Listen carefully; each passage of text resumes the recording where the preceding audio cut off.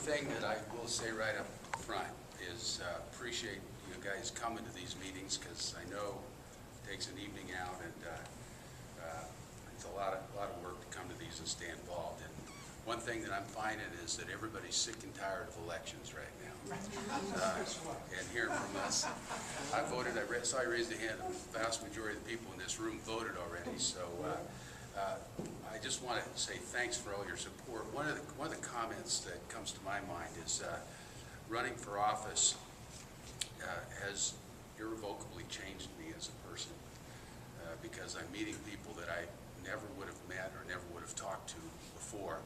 And it's given me a new appreciation for what people are concerned about. You know, you get yourself in your little your world with your business and your family, and when the process of campaigning forces you to get out and speak to people, you get a very expanded sort of perspective on what's really important to people. And I thank you for letting us talk today. You know, we've got ourselves, as a state and the country, we've got ourselves in a little bit of a pickle, and it has to do with money mostly.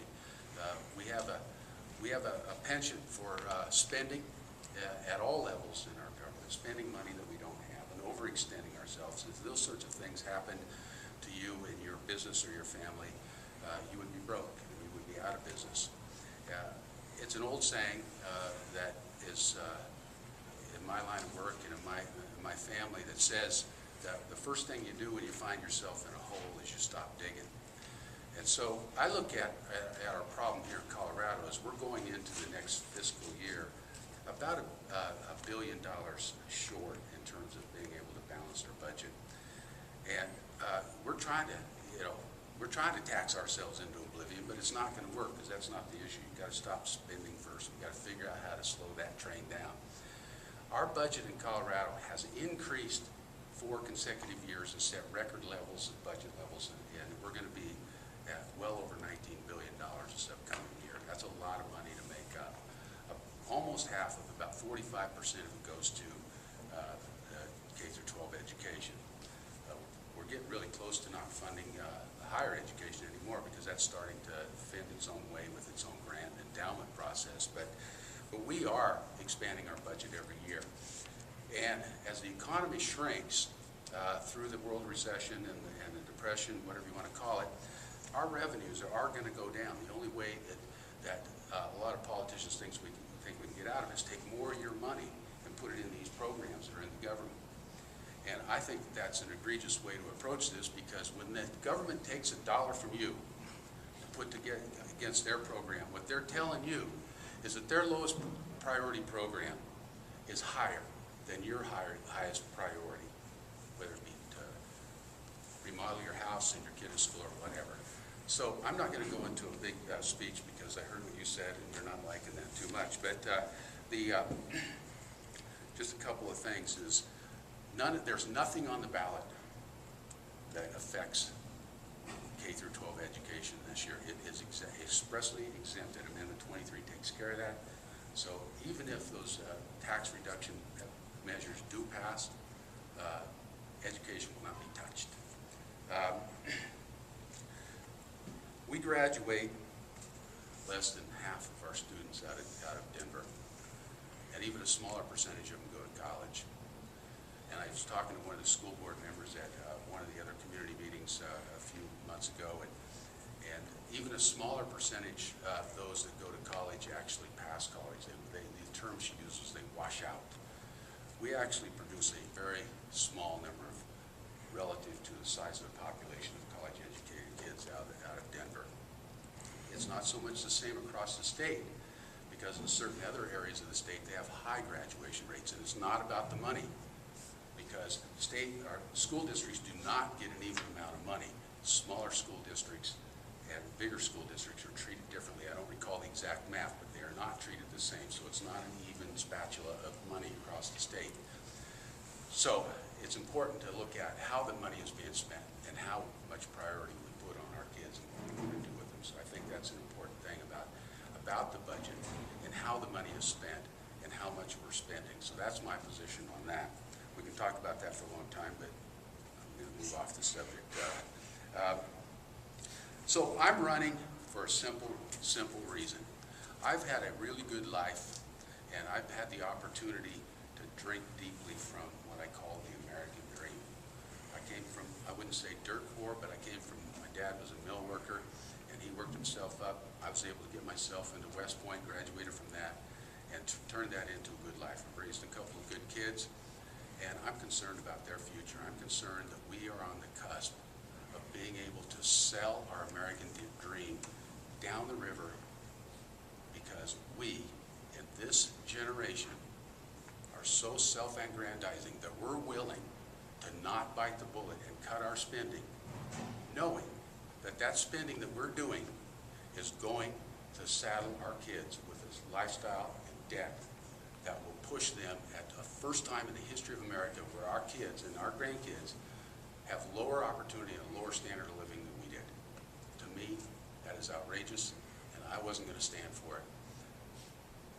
I'm not sure what I can do as a state legislature. It's one of 65 or one of 100, and we got 50 states and we got a whole Congress to deal with.